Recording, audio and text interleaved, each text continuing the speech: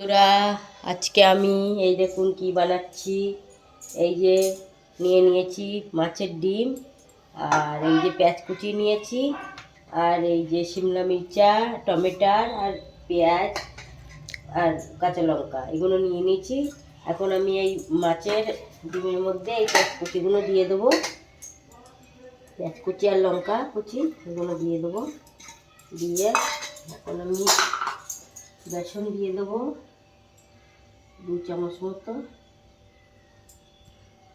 2 চামচ অল্প একটু, আর কর্নফ্লাওয়ার দিয়ে দেবো এই যে 1 চামচ মতো কর্নফ্লাওয়ার দিয়ে দিলাম। আর এই যে একটু মশলা, জিরে, পিসা হওয়া জিরে মশলা দিয়ে দিলাম অল্প করে। আর এখানে দিচ্ছি লবণ স্বাদ অনুযায়ী, লঙ্কার গুঁড়ো দিয়ে দিচ্ছি, অল্প একটু হলুদ, এই মশলা এগুলো দিয়ে এটা মাখাতে হবে। গ্যাসটা অন করে দিই, তেলটা গরম হোক।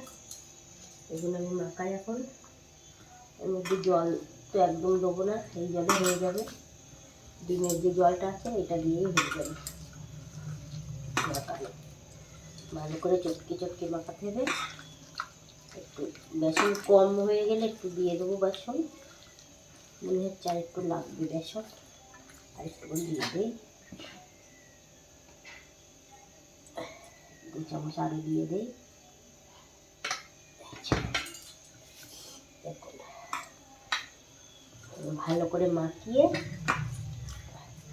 তারপরে পেঁয়াজি মতো বানাবো, ছোট ছোট করে পাকোড়া মতো বানাবো। বানিয়ে তারপরে এই শিমলা মির্চ আর এইগুলো দিয়ে, ক্যাপসিকাম দিয়ে আর এই সোয়া সয় দিয়ে একটা তরকারি মতো করবো। গাম কাটা মাখা মাখানো হয়ে গিয়েছে, কত সুন্দর হয়েছে। এখন দেখুন ওখানে এখন কড়াইতে তেল গরম হয়েছে কি আগে দেখি। এখনো গরম হয়নি তেল। দেখুন তেলটা গরম হয়ে গিয়েছে। এখন আমি একটা একটা করে বড়া ছেড়ে দিচ্ছি, একটা করে বানিয়ে দিই।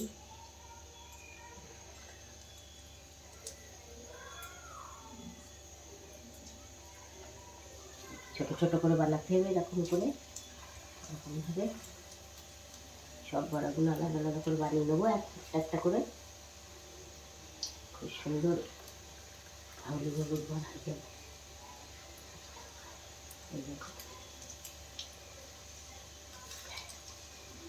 আপনারাও কি ডিমের এরকম পাকোড়া বানান বাড়িতে? যদি বানান তা আমাকে কমেন্ট করে জানাবেন,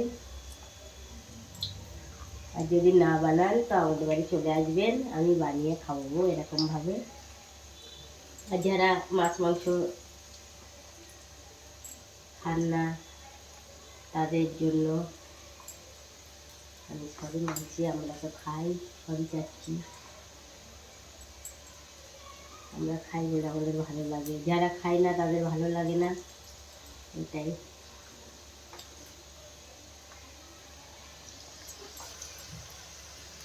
কিন্তু একবার বানিয়ে খেয়ে দেখবেন, খুব ভালো লাগে। যারা খায় তাদেরকেই বলছি, একবার বানিয়ে খেয়ে দেখবেন এরকমভাবে পাকোড়া বানিয়ে, খুব সুন্দর বানে। চলো একবার। এই দেখুন লাল লাল হয়ে গিয়েছে, এখন একটা উল্টিয়ে পাল্টিয়ে দেই। দেখুন কত সুন্দর পাকোড়া মতো হয়ে গিয়েছে, খুবই সুন্দর লাল লাল হয়ে গিয়েছে।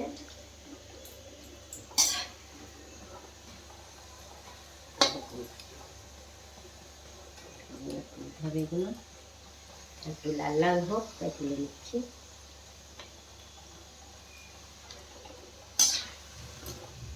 কে এরকমভাবে বানান আমাকে জানাবেন কমেন্ট করে।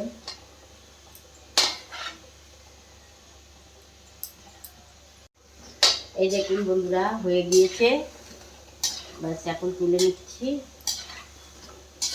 এই যে লাল লাল হয়ে গিয়েছে।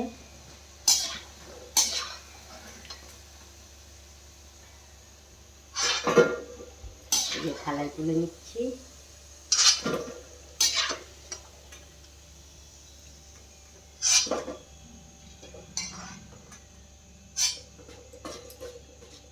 থালায় তুলে নিয়েছি। দেখাতে আমাদের আরও আর একবার দিয়ে দেই। আরও আর একবার দিয়ে দেই। অল্প করে আর বানিয়ে নেই, তারপরে তরকারিটা বানাবো। এটা দেখাবো আপনাদেরকে।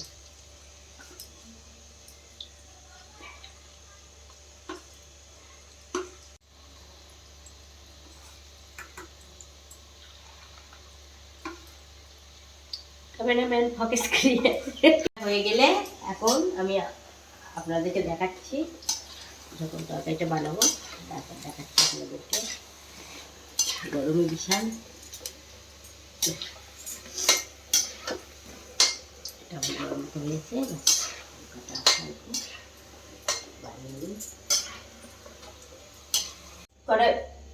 কড়াইতে তেল দিয়ে দিলাম। এখন একটু জিরে দিয়ে দিলাম। জিরে দিয়ে এই যে আদা রসুনের পেস্টটা একটু দিয়ে দিলাম।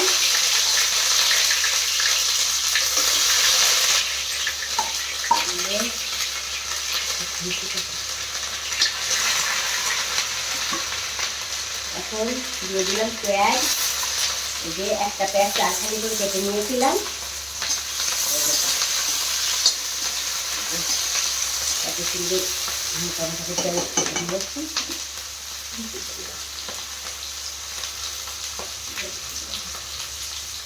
এখন এই শিমলা মির্চটা দিয়ে দিচ্ছি। শিমলা মির্চটা একটু ভাজা করে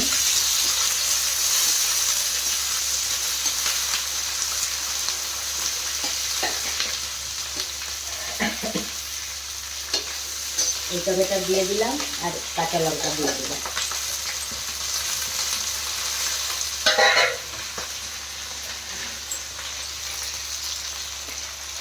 দিয়ে ভালো করে ভাজা ভাজা করে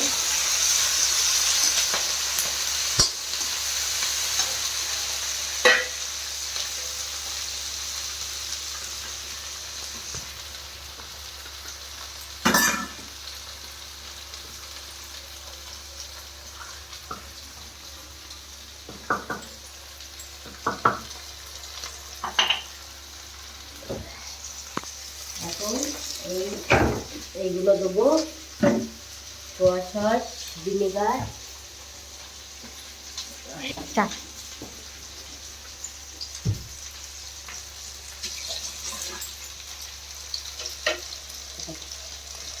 এই যে এটা ভাজা ভাজা হয়ে গিয়েছে হালকা।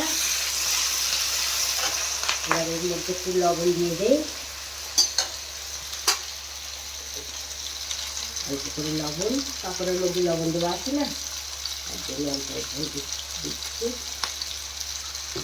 এক করে কি লঙ্কা, একটু মশলা দিয়ে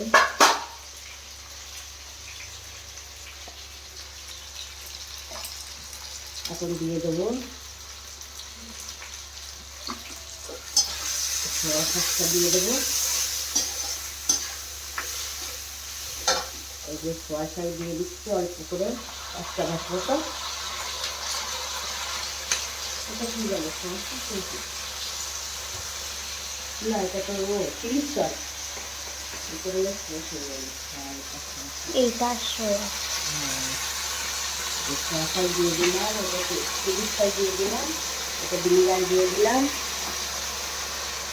এই ভিনেগার দিয়ে দিলাম 1 চামচ মতো।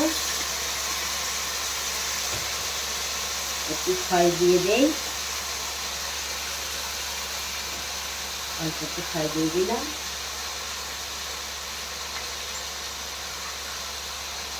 ভালো করে কষিয়ে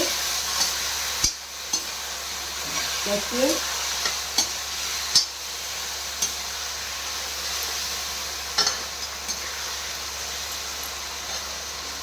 একটু কষিয়ে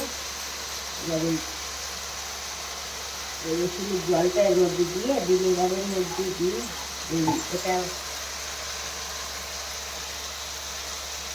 এটা হচ্ছে কর্নফ্লাওয়ার। কর্নফ্লাওয়ারটা একটু গুলে নিলাম, রসুনের জল দিয়ে কর্নফ্লাওয়ারটা গুলে নিলাম, নিয়ে দিয়ে দেবো। এটা হয়ে গিয়েছে কিন্তু এখন এই পাকোড়াগুলো দিয়ে দিচ্ছি।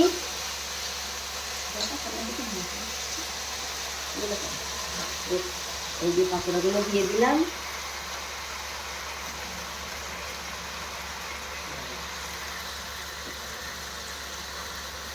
পাকোড়াগুলো দিয়ে দিলাম।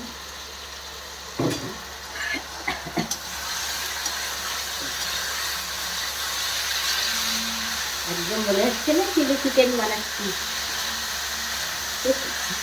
চিলি চিকেন মতো হয়ে গিয়েছে। এই কর্নফ্লাওয়ারটা দিলে এর মধ্যে দিয়ে দিলাম, জল লাগবে, জলটা একটু জল দিয়ে দিই।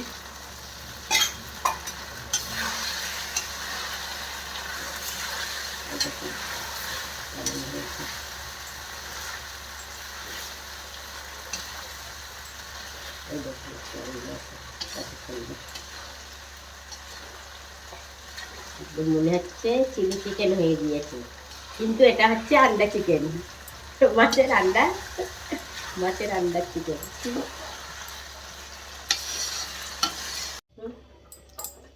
হ্যাঁ, এটা হয়ে গিয়েছে। এখন এটা তুলে এবার খেয়ে দেখে একটু কেমন হয়েছে। এই যে আপনাদেরকে দেখাই, এই যে কেমন হয়েছে একটু খেয়ে দেখি। ওহো, হেভি টেস্টি।